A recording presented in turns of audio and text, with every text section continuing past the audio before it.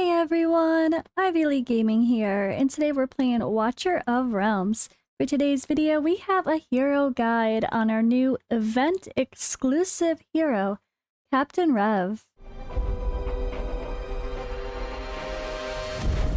The finest blood for the most untainted soul. So we are here on the test server, not to be confused with the Forerunner server. This is a completely separate testing space that is for content creators, limited, not for everyone, and it does not affect the global server or the Forerunner server in any way. I just want to give that disclaimer so it's clear right away. This is a separate account than my main account where I have all the heroes and resources to build them, and I'm really looking forward to being able to try out new heroes as they come out in different areas of the game, so you guys have an idea of who you want to pull for when these banners pop. And we have a special one here with Captain Reve, Captain Reve, whatever his name may be. I think it's Reve when I look more to like the French pronunciation. I don't think it's Reve because there'd be two E's or EA. But anyway, Captain Reve. Let's go with Captain Reve. He's our undead Jack Sparrow, right? Really amazing. Let me actually play this really kick-ass video in the background as we talk about what's to come. So he is a limited hero for a special event coming up, and that is a special summoning banner where he's guaranteed in 250 summons along with a 10 times rate up. So that means once the summoning event is over, he's not going to be added to the summoning pool. Now, does that mean you can never get him again? We don't really know for sure, but I will say from an experienced player that told me, who played for 3 years on the Forerunner server, because yes, the game has actually been in beta that long, that they only had a chance to summon for him again one other time in 3 years. So they only ran that twice. Who knows what they're going to do for global? It might be once and never again. It might come up more often if they find it successful. We don't really know. So just keep that in mind when it comes to deciding whether or not you want to pull for this character. Luckily in this game though, when it comes to the dupe system, if you really do like him and you want to get dupes of him as well, if you pull him, the awakenings are able to be done with these special stones. So it's not too bad regarding having to get dupes of an exclusive hero. This just might mean that those special stones, if you get super lucky in a guild boss or you do decide to spend, I don't even know if they have those in packs, I'm not sure. But if you want to use those carefully, using them on someone who is an exclusive hero might be the answer. Of course, I would more so probably say the Lords, but either way, it's not likely that we're going to see a rerun banner for a long time if we do see one at all. So keep that in mind when deciding which banner you're going to summon on for the exclusive event or our other 10-time hero here that is also part of the same week if you're currently watching this when the event is popping for August 2023. But let's talk about these heroes. All right, so I am here on BlueStacks because that's what I need for accessing the test server. So don't mind the fact that my characters look a little dark. I don't know if that's a test server thing or if it's a settings thing. I tried changing a lot. It seems to be the same no matter what I do. So there's a darkness here. Characters look a little bit funky. I apologize. I can't seem to fix it, but the graphics are great and it's gorgeous otherwise. So Captain Reve, he has an interesting kit. First of all, he is a defender. But what confuses me about his kit is nothing sounds like he's a defender. He honestly sounds more like a fighter. But let's read through. So his talent for every 4 enemy units killed increases attack speed by 10% permanently, up to 100. You wouldn't normally be worried about your defender killing a bunch of enemies. That doesn't sound like it should be the priority.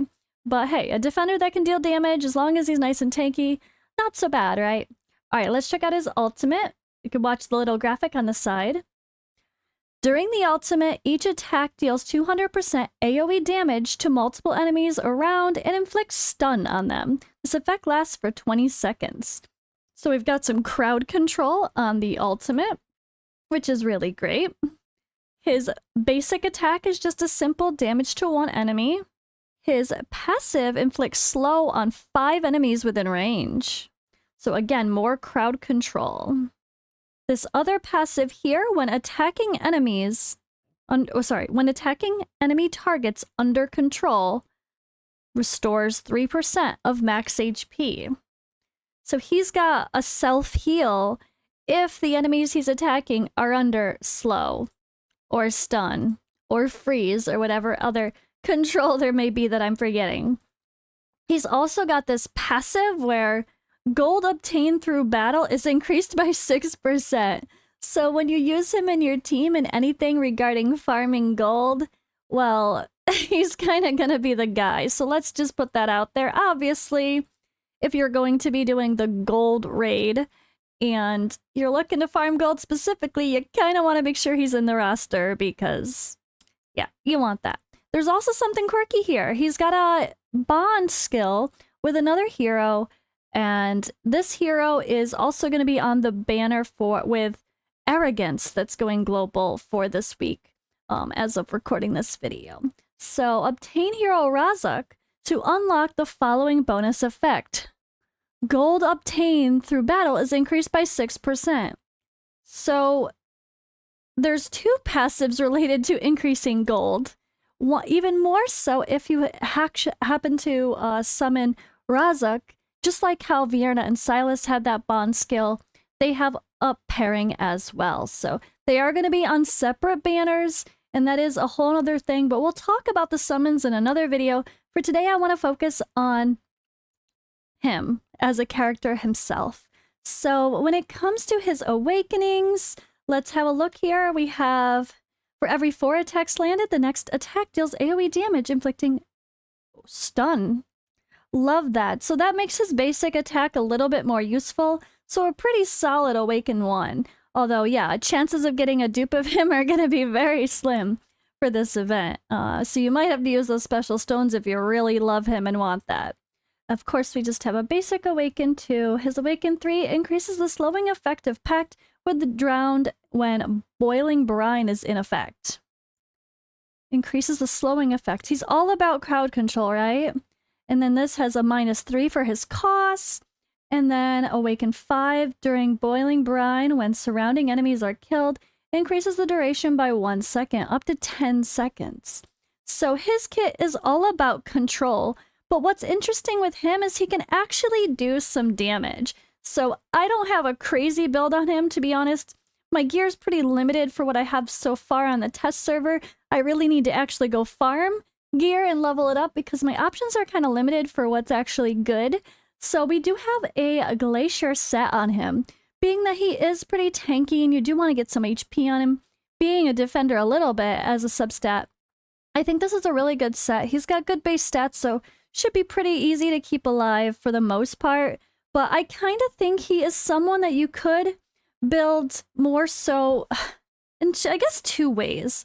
I think his kit allows you to have a little bit of flexibility in the way you build him. You could build him just literally as a defender, right? And you could take advantage of all that crowd control and have him super tanky and not worry about the extra idea of him doing damage, killing enemies, etc. You could have him to just purely be a tank and do crowd control, which is certainly a role. But he does do very good for damage, so you could also build him a bit more like a fighter and prioritize attack, crit rate, crit damage as the stats, and then try to throw whatever extra HP on him you can get as well. So keep that in mind when building him. You might want to try both ways, and depending on your roster, you might actually build him kind of to fit whatever you need for your account. So I'm actually going ahead and using him with no skills. I figure it'd be more fun to use him with no skill ups at first because the skill ups are expensive, let's be honest, and not many people have a ton of skill ups. So we kind of need to be careful about who we're actually putting those special resources in. that legendary dust is not easy to get. And a lot of people are starting to find themselves with more crystals and less dust, which is actually pretty ironic. But let's go ahead and take a look at him in some areas of the game and talk about where he's going to shine. When it comes to a guild boss, I don't think he really has a role at all. He can do some damage, but there's just far better heroes suited for guild boss. You don't need to crowd control the guild boss. I don't think you can slow him down anyway. So kind of don't want to worry about him there. Artifact material raid is definitely an area he can shine because he'll be able to either be DPS to help take out that Salazar. You draw that Salazar down to the middle where you can attack him with 4 people. He could be one of the people attacking. Or if you build him super tanky, he can just be on one of the outsides, helping to prevent the extra ads from getting to Salazar so he can't heal. So there's a couple ways to look at it. I think most people should try to build Captain Rev with damage and see how you do. But if you're really lacking in defenders and you need a good defensive unit that also adds some crowd control, I think you could do that and he'd be pretty helpful in Artifact Raid. That's for sure. All right, now on to the gear raids. Obviously, Gear Raid 3 is all about those marksmen and maybe some mages. He's not going to do you any good there. He cannot hit airborne units, so that is not somewhere you would use him. Now, 1 and 2, on the other hand, he actually is pretty good for. So what I'm going to do is show you kind of more of the middle of the road stage where I'm at on my account. I felt like that was kind of the most appropriate because I feel like a lot of people are close. Some accounts that got really lucky with summons and have been very good about grinding gear and gearing their champions well are moving on to stage 19 and maybe 20. Of course, there's probably some Krakens doing stage 21, but I think a lot of us are probably at this kind of middle stages where you're just trying to progress and get better. And I think how we use him here is going to relate for any of the lower stages as well. So I kind of want to show my stage 18. So I'm just going to go ahead and hit this auto fight and talk about how I used him in this battle. So this is Gear Raid 1. This is an AoE check. It's a mage check. But he does some AoE damage and he does crowd control. And that can actually come in handy for Gear Raid 1. And I was actually pretty surprised, and I tried to bring him in with a roster that was more relatable. So let me go ahead and do that. This is, remember, stage 18 in Gear Raid 1. Look at that. You could only get mythic gear. Now, you can't get the extra fancy stuff for Ascension, but you can get mythic gear. So I really love that. That's quite exciting. Let me go ahead here, click 1, and show off this battle. So Captain Rev in action. Let's go to it here. So this is going to be with a Valkyra in here, just to show another example of how she can shine. We're using Maul and Iona for our main ranged DPS units. Both are very good, and they're only epics, not legendaries. Of course, I do have Valkyra, like I said, but that's why I wanted to use her. I want to show that you don't have to always use mages for everything. So here we go. We have Mari in there to slow and freeze. We have Captain Rev in there to also crowd control with his stun and his slow. And then he's going to do some AoE damage when he gets to his ultimate. I've got Vortex up there to heal everybody. And now I've got just Voltus on the side at level 50.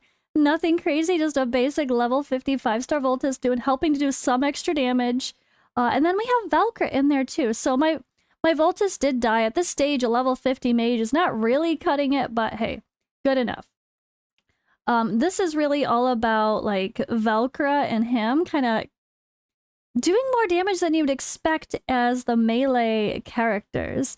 Valkyra is super wonderful for Gear Raid 1, so I really wanted to bring her in here as kind of a spotlight again to go along with him to show how good she truly is. So we are talking Gear Raid 1, stage 18, where you can farm only mythic gear. And we only have one legendary, Valkyra, besides our guy Captain Rev that we're trying to showcase. Otherwise, we're using a budget team with Mari at level 50, and then we're using Maul and Iona at level 60.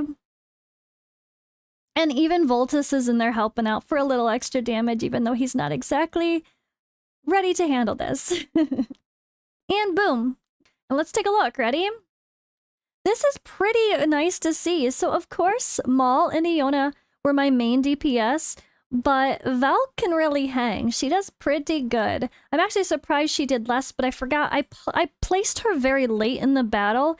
If Velk was like the second person I placed instead of Iona, she would be just as much as these two as well. But look at him. Look at him. He was there to do seemingly not much, right? And he was behind the wall. So sometimes you wonder, like, are they actually hitting them behind the wall? Oh yeah, he's hitting. And he has that ultimate as well. And you saw, I didn't build mine with crazy crit rate and crit damage. I'm all attack as the main stats. So he has so much more potential to do even more damage in Gear Raid 1 that I'm sure he could even be quite higher up here with the others if I put even better crit rate and crit damage on him. He's surprisingly good for Gear Raid 1, and having a little bit of crowd control to slow the units or stun them so that way they're not constantly attacking that wall is going to be really helpful. So this was a pleasant surprise to see how well he did with a pretty budget team, all things considered. Now, obviously in that team, Velk is my legendary, but you can put in another mage if you don't. Like, Velk is just there because I wanted to use someone that isn't an obvious top tier mage. No Vierna, no Comet, just someone else that's maybe not as obvious for Gear Raid 1. Now let's go take a look at Gear Raid 2. So this is exactly where I'm at in the game right now. I'm trying to get to stage 18, but it's just so hard with timing. Stage 18 and 19 are hard, and it really is a struggle. It's fun and it's a good challenge, but I'm kind of stuck at 17 for the most part. And this is kind of how I felt like the comfort zone of trying this out here as well. So let me show you my strategy here with using a Captain Reve. So I'm using the same core team for the most part, I think, yeah. So we are going to place a Isolde and a healer to keep her alive, but she's next to her, so she can give her that block +1, right?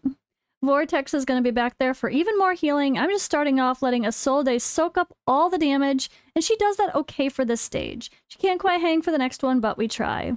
I put Iona in here actually as the main DPS to face forward, and she'll be able to attack those enemies that show up at that row, like in front of Isolde. This does not work at the next stage. I tried it, but it's pretty solid here. It's still a good place to farm. So there we go. Captain Reve was placed to block a portal. And we have extra healing with Lightlock and a little bit extra damage as well. But he's doing a pretty good job at killing those units as they come at him. And luckily, thanks to Vortex with the heals and the excess shields that are happening, we're able to keep him alive pretty well. And then, yeah, we have 3 healers with Medan, Vortex, and Lightlock in here. And look at, I even put Cyclone, this is with the buff, and Lightlock with his change. I think, or maybe not with the change on Lightlock, never mind. Yeah, look at that, guys. It's not that bad. They're doing a pretty good job. So we have Wrath and Cyclone on the sides as fighters, just doing a little bit of extra damage to help deal with those enemies rolling in so they don't destroy our blockers, our defenders. We have Isolde and Captain Reve. And he's not even really built to be tanky, so it was really nice to see him stay alive at this stage. And then everyone's just gonna blast the boss once he comes, and that's the easy part. Once the boss moves, that's the easy part. But dealing with the roly-polies and all that is definitely hard. Now, I was really struggling to get down the next stage, like I said, but that's just a me thing. I'm sure you guys are probably gonna feel that too. It's hard to get used to the timings, and the timing of everything is the worst for Gear Raid 2. But I think he does pretty good here. I think he's gonna be someone you can slot in as a defender if you build him a little tankier. Or if you want to build him more like a DPS, like I sort of did, you can put him paired up with someone else that has more range. Like if I put Valkyrie in there first and then him in front of her, he's going to soak up some damage, and both of them can do some damage on one of the lanes. So that was really fun, though. I really like seeing him do okay in this content. Now, what else, right? What else? Let's take a look at some PvP, because Arena's definitely an area that he's going to shine pretty well, I would say. AoE DPS is a great example. Now, I don't really have real opponents right now, but let's do an auto fight and just throw it in here just so you guys can see the setup of what I'm working with, but how I think he'll be useful. Now, not Cyclone, this is just who I have. Ignore it. Lightlock is just kind of here as well. It was more so for the sake of showing how helpful that Captain Rev can be. I didn't build the whole roster out yet, so limited pool, but he can go in first, start doing damage to those initial enemies, and he's also going to control them. He's going to control any other future ones that come in, and then his ultimate, he's going to smash and do some decent damage. I held the ultimate till after this because it made sense to wait until the next wave came, because he was able to kill them all on his own. And now we're able to place another DPS with Maul here, a great AoE hero that is only epic. And boom, look at that smash. Look at those smashes. So fun. I love his ultimate. It's very satisfying. And I think this is a pretty good place for him as far as Arena goes. AoE is actually pretty good with his, thanks to his ultimate. Plus, yeah, he's going to slow them down. He's going to control them and stall the enemy so they're not attacking the crystal right away. But here we go. Let's let that play. And we won. Of course, I sure hope so against that low of an opponent. But either way, you get the idea, right? This is the, again, this is the test server, so it's not exactly a normal opponent, but you can see how he would play a role. He also would do pretty well in the sustained DPS category, I would think, as well. Not the others, anti-air and single target DPS. Nah, I wouldn't probably use him there, but sustained DPS should be pretty strong for, honestly, because he does have some pretty good stats. And again, you can build him for damage like a fighter, or you can build him a kind of hybrid, or just purely as a tank and take advantage of his crowd control. And last but not least, I always like to end a hero guide, a spotlight, a showcase, pulling up my Bucket's website and seeing what he thinks of them, because he actually played with a lot of these characters on the Forerunner server before global launch. So we have Captain Rev here, a limited hero available only during certain events. He lacks any form of defensive skills, but he makes up for it in crowd control and damage. He's a perfect fit for the Curse faction, providing easy ways to activate the slow damage boost while also dealing decent damage himself. So what he's talking about there is actually related to the Lord Morrigan. So Morrigan here, this is super cool, increases faction allies' damage dealt to enemies inflicted with stun, freeze, immobilize, and other control effects. So you might be more inclined to pull for Captain Rev if you have a Morrigan on your team, for example. Although if you're trying to trigger stuff like that, you could always use Mari in the team, of course. But if you're trying to do, you know, more chances to control, more chances to keep up this bonus, it's not a bad thing. So if you're looking for a solid defender and or offensive tank, I guess, he could be really good on a team with Morrigan, for sure. So for gearing him and building him, this hero is worth building with a slight HP focus due to gaining bonus from HP or from being useful as an offensive tank. Prioritizing HP after attack percentage and crit rate, but generally many stats are valuable for this hero. It's true, you can go pure attack, which is what I did, and then I just tried to get some extra crit rate and crit damage where I could, and was happy to grab HP percentage as a stat as well when looking at those substats. But depending on how you build him, you really could, you could go lesser on the damage if you're just lacking good defensive heroes that can survive on your account. So you kind of got to do it more based on your account. But he does show off where he's good. I think A is pretty fair overall. I don't think he's like top tier by any means, but he's literally the guy for gold and experience raids to have in there, because he's literally going to boost your gold farm. So of course you want that. Simple as that. His passive alone just for the gold makes him special. basic trial, I could certainly see him being a strong defender for. All the crowd control is really helpful. The AoE arena is what we just did, and he seems great for that as well. I would say Gear Raid 1 A+, that's fair. Maybe an S-, honestly. He might be a little underrated there, but that was actually really helpful, having the crowd control plus his AoE ultimate. And yeah, Gear Raid 2, he's good, but he's not gonna be the best choice for a defender, at least.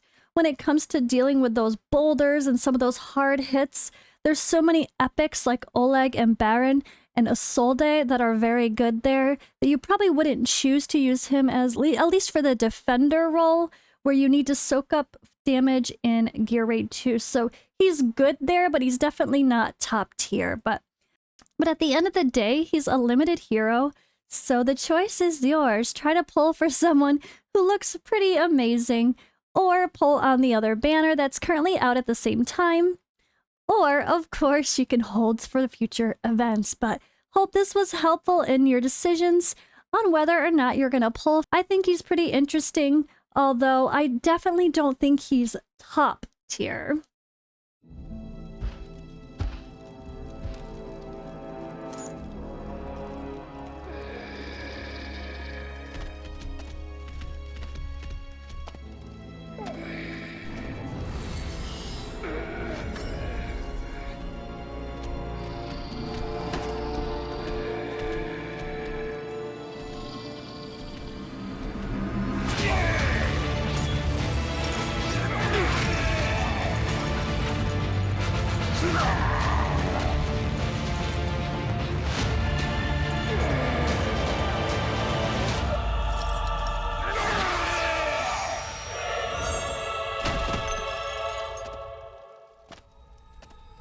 They shall regret displeasing my masters of old.